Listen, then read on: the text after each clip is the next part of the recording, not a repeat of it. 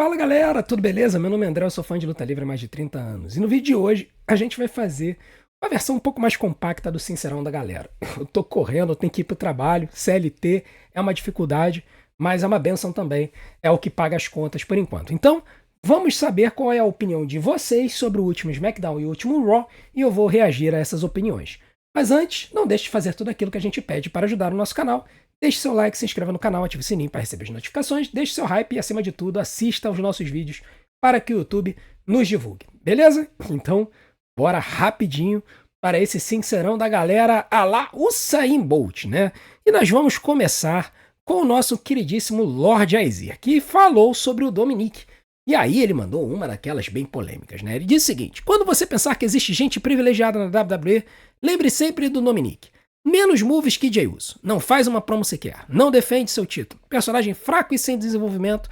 Sem lutas ou rivalidades marcantes. Absolutamente zero aura. Mas o cara é o filho do Rey, né? Só na WWE um cara ruim desse jeito consegue 2 títulos. Eu acho que nunca vou entender o que diabos o povo vê no Dominic.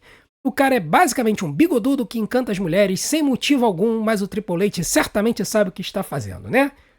Sim, ele sabe o que está fazendo, Lord Aizir. Porque se você for parar para prestar atenção, o Dominic, há 5 anos atrás, era completamente verde. Era uma pessoa completamente genérica. Ele, naquela época, era o filho do Rey Mysterio. Hoje, o Dominic Mysterio é uma pessoa completamente diferente. Ele é um lutador por ele mesmo, não porque ele é filho do Rey Mysterio. Além disso, nos seus argumentos eu posso bater em todos eles. Primeiro, menos moves do que o Jey Uso? Desculpa, não. Tá? O Dominic Mysterio ele tem movimentos dele, tem movimentos da luta livre, ele incorpora movimentos do pai dele. E além disso, você tem que se lembrar que ele é heel. Por ele ser heel, ele dá uma nerfada do que ele pode fazer. Mas a gente sabe que ele pode, por exemplo, aplicar huracananas de qualquer lugar do ringue. E isso é uma coisa que ele não costuma fazer porque ele sabe que o público vai aplaudir. Tá? É só você se lembrar de várias lutas que ele teve no último ano, inclusive lutas contra o Penta, que também é um excelente lutador, que você vai lembrar que ele teve muitas lutas boas. Além disso, você colocou que ele não faz uma promo sequer, é porque a WWE não quer que ele seja aplaudido. Hoje, quando ele faz promos, ele é aplaudido. Mas se você voltar até um tempo atrás, quando ele fazia promos com Judgment Day no ringue, o público não deixava, de tanto que vaiava. Então essa é a reação que o público tem com ele. O Dominic é um cara que tá muito hypado. Dizer que ele não defende o título é uma piada, né? Ele defendeu o título várias vezes contra o AJ Styles, defendeu o título contra o Octagon Jr. Assim, ele tá defendendo o título. E com relação a ser um personagem fraco e sem desenvolvimento, pelo amor de Deus, o cara tá sendo construído há uns 3 anos como esse personagem galanteador, meio avoado, mas que fica buscando alianças para poder conquistar o que ele quer. Na verdade, se você for parar para prestar atenção, talvez hoje ele esteja sendo construído como um personagem mega inteligente que fica se fazendo de idiota para dar a volta nos outros. Tá? E essa é a história que ele tá fazendo com o Finn Balor e o Irlanda americano. Dizer que ele não tem lutas ou rivalidades marcantes, poxa, de Styles, né? Pelo amor de Deus.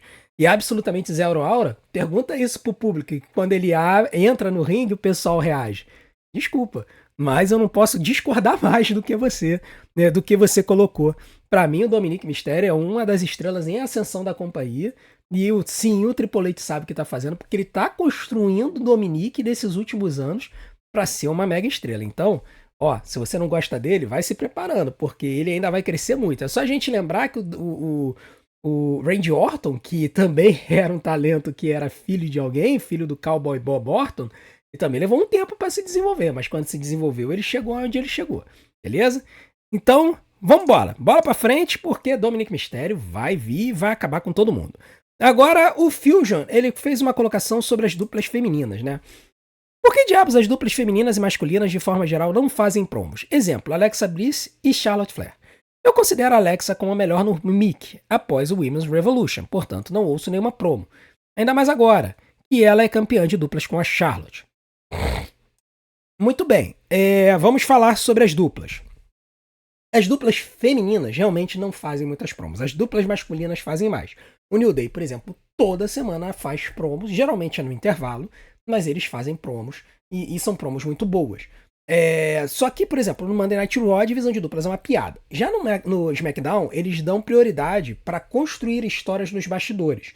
Tá? Os Street Profits de vez em quando fazem promos, ou pelo menos faziam. Os White Six têm feito aquelas vinhetas de bastidores.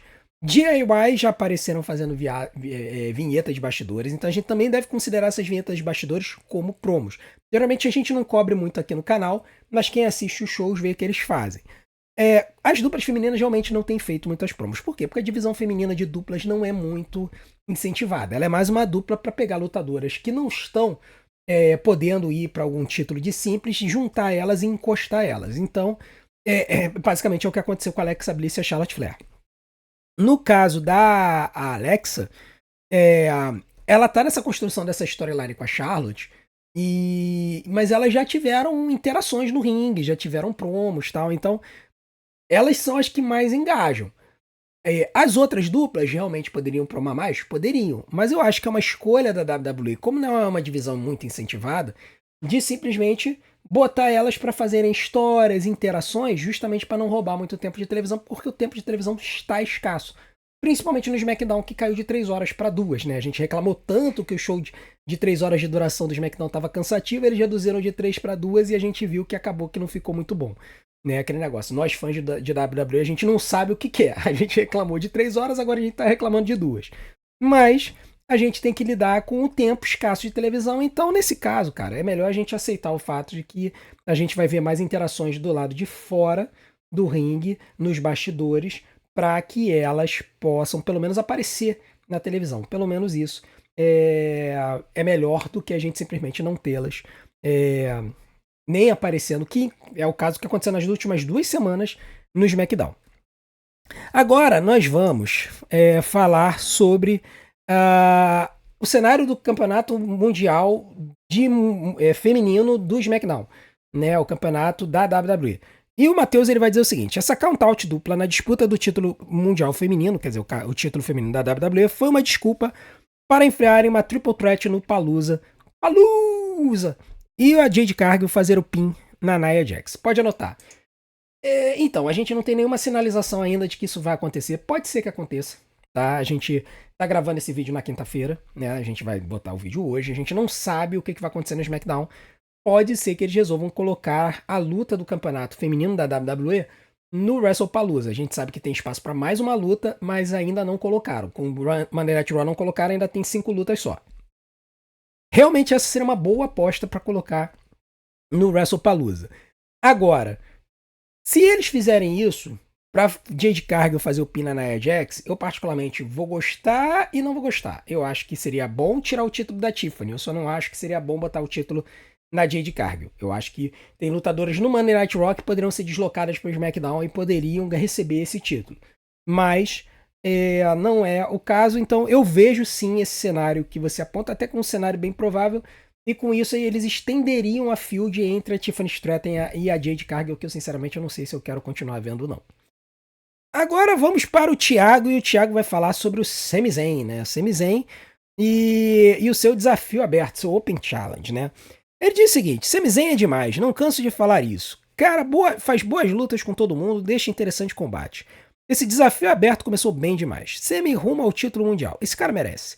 Era o Nakamura no fundo? Achei que era o Hanko Hauri. Pois é, Thiago, era o Shinsuke Nakamura, tá? Era ele sim que estava aparecendo nos bastidores. Tava sumido, resolveu aparecer, mas eu não gosto dessa utilização dele no estilo NPC não. Sinceramente eu acho que eles poderiam utilizar ele de uma forma melhor, né, aparecendo, atacando, né, sendo sinistro, ganhando algumas lutas e não desse jeito. O cara é uma lenda no Japão, está sendo utilizado como jobber na WWE, é uma tristeza, né? Mas o cara deve estar feliz, né? Deve estar ganhando uma grana monstruosa e não quis voltar pro Japão, então deve estar feliz lá. Agora, com relação ao Open Challenge, né, que você está falando, é o Open Challenge do Campeonato dos Estados Unidos, eu também gostei. Estou gostando, acho que está sendo muito bom. E como o Sami Zayn é um excelente lutador, esse Open Challenge ele nos abre as portas para termos excelentes lutas todo santo show. Então, por exemplo, nessa sexta-feira a gente deve ter Sami Zayn e Carmelo Reis, né? E cara, vai ser outro lutaço, né? Agora a gente Tem que ver se eles vão manter o título com o Sami Zayn por um tempo ou se eles vão cair na tentação de, por exemplo, dar o título pro próprio Carmelo, com a ajuda do The Miz. E isso acabaria com o Pen Challenge e eu não gostaria. Eu queria que o Sami Zayn mantivesse esse título aí por uns meses, fazendo lutas espetaculares com todas as pessoas possíveis e imagináveis, até que um dia ele perdesse esse título, tá? Então eu acho que a WWE agora tem que manter esse título com ele por um tempo.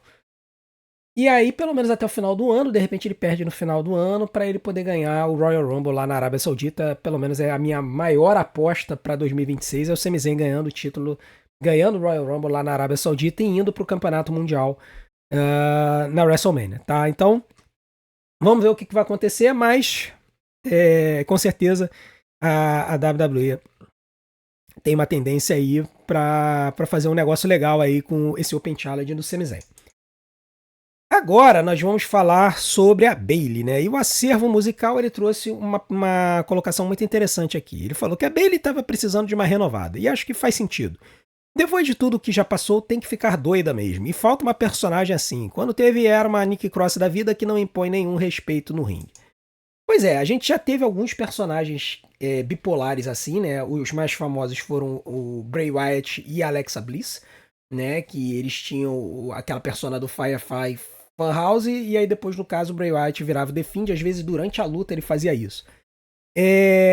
Eu particularmente eu tô gostando da forma como a Bayley foi apresentada. Ela, basicamente, ela pegou a persona face, a persona heel dela, elevou a 10ª potência e apresentou as duas no mesmo show.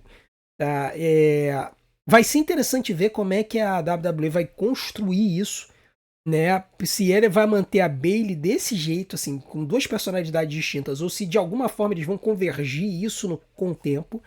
Mas tá muito intrigante. Eu acho que é a primeira vez em muito tempo que eu me importo com a persona da Bayley, porque a Bayley Role Model, por exemplo, foi uma porcaria, né? E agora a gente tem as duas melhores personas que a Bayley teve na vida dela, que foi a Hugger como face e a Ding Dong como heel, e a gente tem a oportunidade de ver as duas ao mesmo tempo. Então eu acho que isso que vai ser legal da gente ver. E eu concordo que como ela tem um histórico, isso pode acabar levando ela a ganhar algum título aí. Eu não me importaria nem um pouquinho de ver a Bayley campeã da WWE de novo, ou campeã mundial peso pesado de novo, com essa persona, tá? Então vai ser... Tá me intrigando muito, e a Bayley no ringue, ela é bem capaz, então eu acho que vai ser muito bom. Agora o Delmiro trouxe um comentário bem intrigante sobre a promo do Punk da Lee, do Rollins e da Becky, né? Ele diz o seguinte: o Punk e a AJ Lee juntos está sensacional, mas o que o Rollins e a Becky jantaram eles na promo é brincadeira. Um dos melhores promadores masculinos e uma das melhores femininas juntos. Não tem como o Punk e a AJ Lee segurar. Digo mais, se a AJ e o Punk não tivessem um hype gigantesco, o público mudaria de lado a partir dessa promo. Então, Delmiro, eu tenho uma opinião diferente da sua, tá? Realmente o Seth Rollins e a Becky Lynch jantaram o CM Punk e a AJ Lee nessa promo. Mas existe uma razão para isso. Eles precisavam sair por cima nesse show para poderem perder no WrestlePalooza.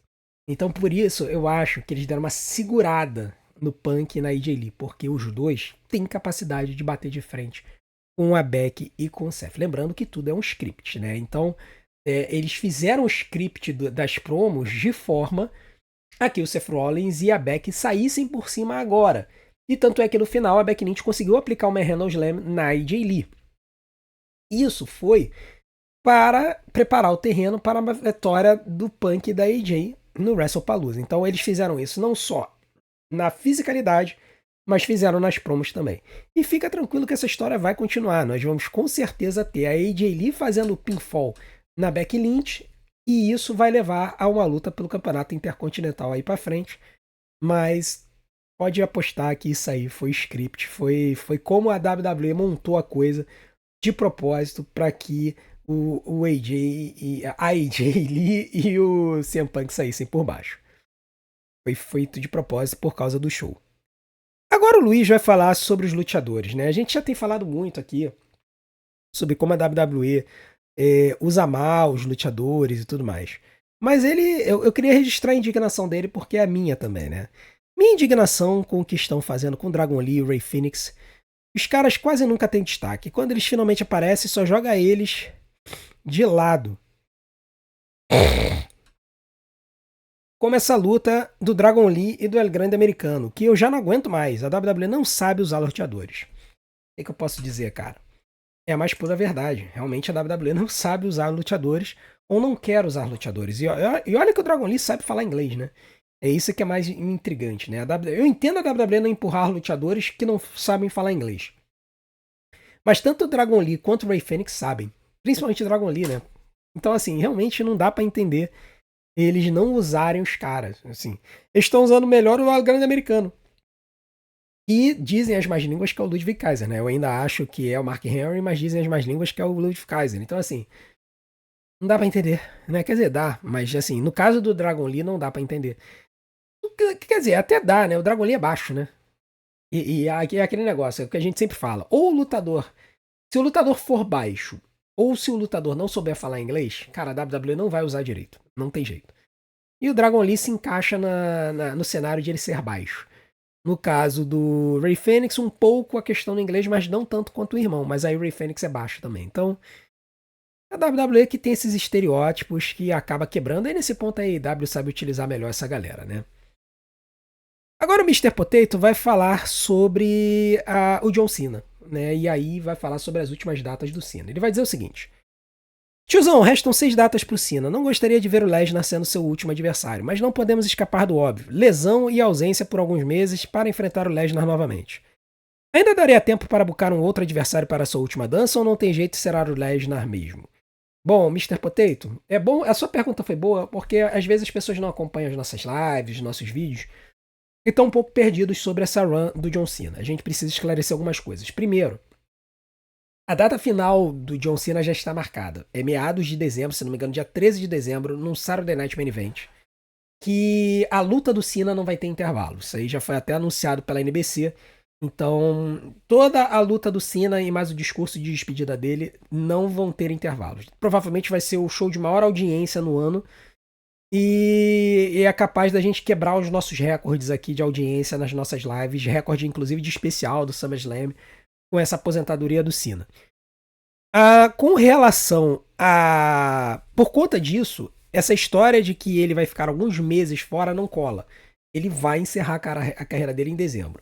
E as últimas 6 datas dele já estão escolhidas. Ele vai aparecer no Crown Jewel, se não me engano, no Crown Jewel e no SmackDown antes do Crown Jewel.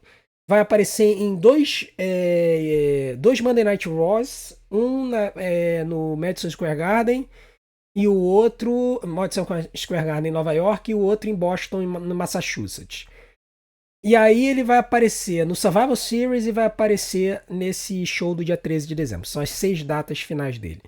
A não ser que haja uma extensão de contrato em cima da hora e coloquem mais alguma data, o que é possível, essas vão ser as últimas 6 datas do Cena. Então não tem essa história de que vai lesionar, vai passar meses para depois enfrentar o Lesnar. Não. Além disso, na promo do Cena, numa tradução, eu não vi isso na promo do Cena, mas numa tradução, num resumo da promo do Cena, ele teria dito que era a última luta dele contra o Lesnar. Então, essa luta do WrestlePalooza dele deve ser a última luta dele com o Lesnar e ele deve partir para um outro adversário mais para frente. O lutador que tá todo mundo falando que deve ser o último lutador do Cena a enfrentar o Cena seria o Gunther. Mas na minha cabeça isso não faria muito sentido porque o Gunther não tem um histórico com o Cena. O ideal seria o Edge, que está com um contrato a vencer na AEW. Só que a AEW deve, para espizinhar na WWE, alongar o contrato do Edge. Então, a não ser que tenha um acordão aí entre a WWE e a AEW, que eu duvido muito, né, até por conta dessa história da WWE ficar contraprogramando os seus shows com os shows da AEW, é bem provável que a WWE parta para um Cena versus Gunther mesmo, pelo menos é o que estão dizendo.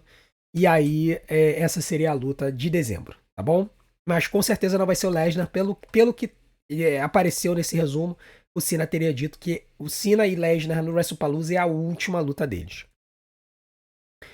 Agora vamos falar da Bayley Hugger, né? E aí, o Elton chegou e disse o seguinte: o legal da Bayley Hugger mais experiente é que ao invés de parecer algo infantil, parece aquela amiga aleatória de bar de rock depois de tomar umas 3 garrafas de vinho de R$20. que eu posso dizer? Esses são os meus inscritos e esses são os comentários que eles botam nos nossos vídeos. Eu agradeço a todos vocês por terem a nossa audiência. Eu tô até meio doente, vocês podem ter visto, eu tô fungando um pouco aqui. Mas eu agradeço a audiência de todos vocês e eu aguardo vocês amanhã no SmackDown e também no sábado no WrestlePalooza. SmackDown às 9 da noite, WrestlePalooza às 8 da noite. Vamos fazer as nossas lives, aguardo todos vocês aqui com a gente, beleza? Não deixem de fazer tudo aquilo que a gente pede para ajudar o nosso canal. Assistem maratonas dos nossos vídeos, vou deixar algumas opções aqui na tela para vocês. Aguardo vocês do outro lado.